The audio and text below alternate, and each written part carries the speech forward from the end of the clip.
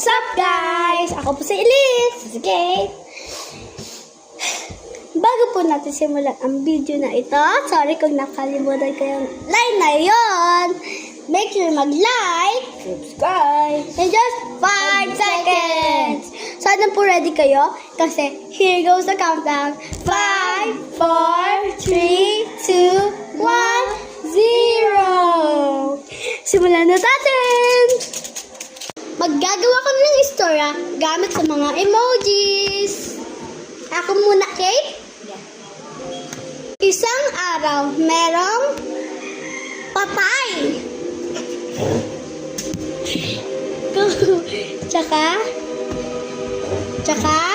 Tsaka, may multo. At alam mo yung nangyari sa multo? Nagkikis sa isa pang multo. Tsaka, Habang nagkikis sila, biglang may nag-happy birthday dun sa sementeryo. nung nag-happy birthday sa sementeryo, meron pang apoy or sunog sa isang libing. Sa isang tumawa. Isa-isang tumawa, yung may nangyari sa tumawa. Ito ang nangyari sa kanya. Merong boyfriend siya. Lalaki siya, tsaka may boyfriend siya. At saka, may baboy doon.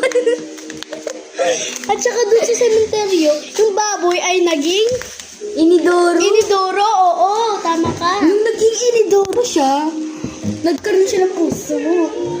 Yung sa puso ay nagkikis sa isa pang puso. Nung nagkikis sila sa isang puso, may nakita silang inidoro. At saka, may clown doon sa inidoro. No, may hospital. May love hospital. At saka, Hospital? may low energy yung love hospital. Nung may low energy yung hospital, mayroong dila. Yung naging, alam mo kung ano nangyari sa dila? Naging blood.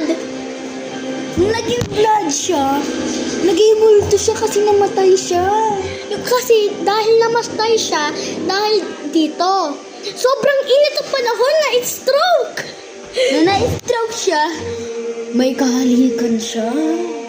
Oo, tsaka, Nagkaapoy. yung labi, nagkaroon ng apoy kasi ginaganto nila.